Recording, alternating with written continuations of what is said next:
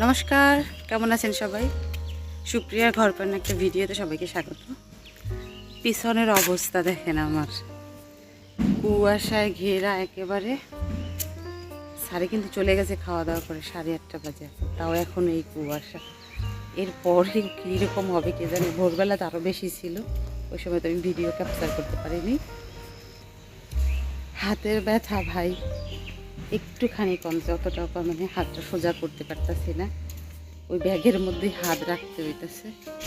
যাই হোক, চলুন এখান থেকে ভিডিওটা শুরু করে আর দেখেন কি অবস্থা, দেখা যায় কিনা।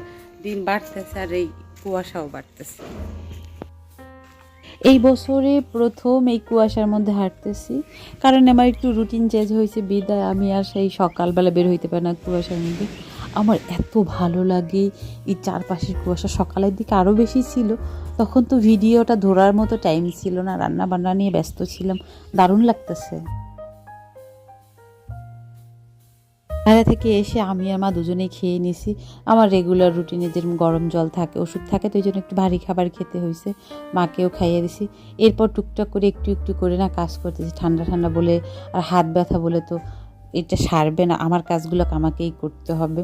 কারণ দেখা যায় যেদিন অগ্রছালো থাকে সেদিনই না বাড়িতে গেস্ট চলে আসে, আর হঠাৎ করে না অপ্রস্তুত হয়ে যায়, ওই সময় কিছু করাও যায় না।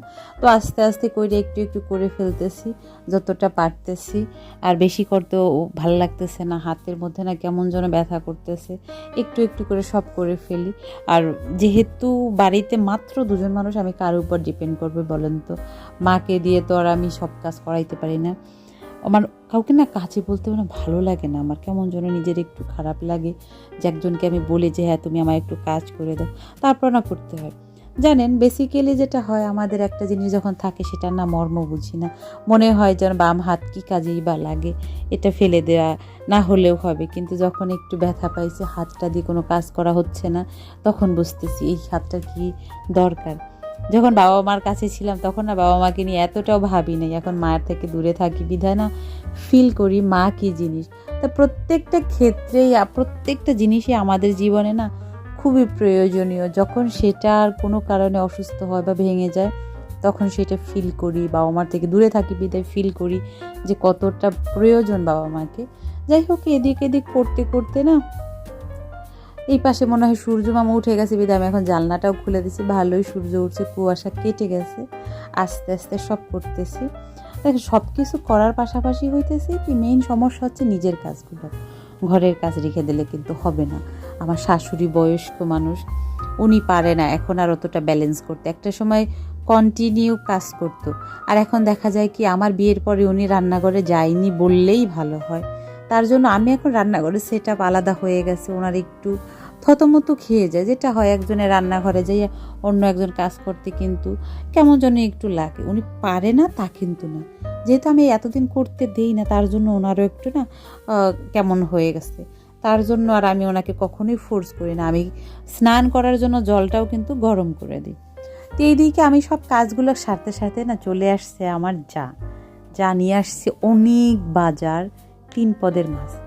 বেসিক্যালি আগামীকাল শুক্রবার ওনার বাবার বসরকি, যেটা উনি বরাবর এ বাড়িতে করে আসছে। যেহেতু আমার শাশুড়ির সাথে খুবই ভালো সম্পর্ক, শ্বশুর থাকতো এই বাড়িতে করতো। এখানে যেহেতু সব বয়স্ক মানুষগুলো আমার শাশুড়ির পরিচিত, আর আমাদের এই বাড়িতে সবাই আসতে অনেক ভালোবাসে, তার জন্য এই বাড়িতে উনি বরাবর করে আসতেছে অনেক বছর যাবৎ। তো এই বছরও করবে। উনি আসলে জানে না আমার হাতের এই অবস্থা, তারপরও আমি বলছি ঠিক আছে সমস্যা নাই, যেহেতু করে আসতেছে, আমি একা তো করবো না, অবশ্যই উনি আমাকে হেল্প করবে। এছাড়াও হচ্ছে একজন আছে, ওনাকে বলছি, উনি হয়তো বা আসবে, আসলে পারাও হয়ে যাবে হাতে সব কিছু ধরে ধরে। আর এই উছিলায় কিছু মানুষ আসবে বাড়িতে আমাদের। বেসিক্যালি আমি কিন্তু কথা বলার জন্য না লোক পাই না, সেটা তো আপনারা দেখেনি, যেহেতু আমরা নিজেরা থাকি, এখানে কোনো ভাড়াটিয়া নাই। আমার কারোর সাথে কথা বলার মাধ্যম হচ্ছে ফোনে কত সময় কথা বলা যায় বলেন তো? আর যদি কেউ আসে, যারা ফ্ল্যাট বাড়িতে থাকে বা বাসা বাড়িতে থাকে, বাসা থেকে বের হইলে অন্য আরেকজন মানুষের সাথে, অন্য একটা ফ্যামিলির সাথে দেখা হয়। ভালো মন্দ জিজ্ঞাসা করা যায়। আমার ক্ষেত্রে কিন্তু এটা নয়, তার জন্য কোনো মানুষ আসলে আমার কিন্তু ভালোই লাগে। হ্যাঁ, একটু কষ্ট হয় অতিথি আসলে আপ্যায়নের জন্য, এক হাতে সব কিছু করে, তাও না ভালো লাগে। কথা তো অন্তত বলতে পারি। আমি গ্রামের মেয়ে, সেখানে এত লোকজন, আর সেখানে আমি কথা বলতেই পারি না। আমি মাঝে মাঝে নিজে অবাক হয়ে যাই। আমি প্রচণ্ড কথা বলতাম, কিন্তু সেই মানুষটা ধীরে ধীরে না আমি চুপ হয়ে গেছি। কিছুই করা নাই, আমি সব মেনে নিছি। বলতে বলতে না মনটা খুব খারাপ হয়ে গেল, সব কিছু মনে পড়ে গেল, অনেক বেশি বলে ফেললাম। যাই হোক, আমার তো এখন কথা বলার মাধ্যম শুধু আপনারা। এটা একেবারে বিকেলের একটা ক্লিপ। স্যারে আসছে, ওকে আমি একটু চা করে দিচ্ছি, আর হালকা একটু চিপস ভেজে দিচ্ছি। এগুলো যমুনা নিয়ে আসছিল, ও তো আর খেতে পারে নাই, এখন স্যারের জন্য করছি। কালকে সকালে যেহেতু একা একা সব কিছু করতে হবে, তার জন্য না দিদি হচ্ছে মুগ ডাল পাঠাইয়া দিছে। আমি মুগ ডালটা একটু ভেজে রাখতেছি। মুগ ডাল কিন্তু মাছের মাথা দিয়ে হবে। এটা ভেজে রাখলে না খুব সহজে আমি করতে পারবো, সকালবেলা একা একা করতে হবে। আর এখানে আমার ঘরের গোলমরিচটা শেষ হয়ে গেছে, তাই আমি একটু গোলমরিচ কড়াইতে শুধু গরম করে নিতেছি, ফ্রাই না, এটা গরম করে এখন ভালো করে মিহি করে নেব। যেহেতু আমি গোলমরিচটা অনেক বেশি ব্যবহার করি, তাই আমার সব সময়ের জন্য লাগে, তাই গোলমরিচটা একটু বেশি করি, কারণ গোলমরিচ হচ্ছে শরীরের জন্য অনেক বেশি উপকারী, আর শুকনো মরিচের গুঁড়ো হচ্ছে সব থেকে ক্ষতিকর। আর সাথে না একটু গরম মশলাও করে নিতেছি। আমার যে ভাজা মশলাটা থাকে সবসময়ের জন্য, সেটা দেখলাম একটু শেষের দিকে, তার জন্য এটাও করে রাখি। এটা আমার আরও 2 দিন আগে করা উচিত ছিল, কিন্তু এই হাতের কারণে না 2 দিন আবার পিছিয়ে গেল, তাই এখন করে ধরে রাখতেছি যাতে আমি সহজে ব্যবহার করতে পারি। মশলাটা করা থাকলে হয় কি, হুটহাট করে তো আমার গেস্ট চলে আসে, খুব দ্রুত না রান্না করতে পারি, কোনো তরকারি বাটা গুঁড়োর ঝামেলা থাকে না। আর আর আপনারা তো দেখেনি, আমার হঠাৎ করেই গেস্ট আসে। বেসিক্যালি হচ্ছে, যেহেতু আমরা শহরে থাকি, গ্রামের যে আত্মীয় স্বজনগুলো আছে তারা শহরে আসলে আমাদের বাসায় আসে, এই জন্য সহজ হয়। আর রাতের বেলা না আমি একটু ছোলা ভিজিয়ে রাখতেছি কালকে সকালবেলা খাবারের জন্য।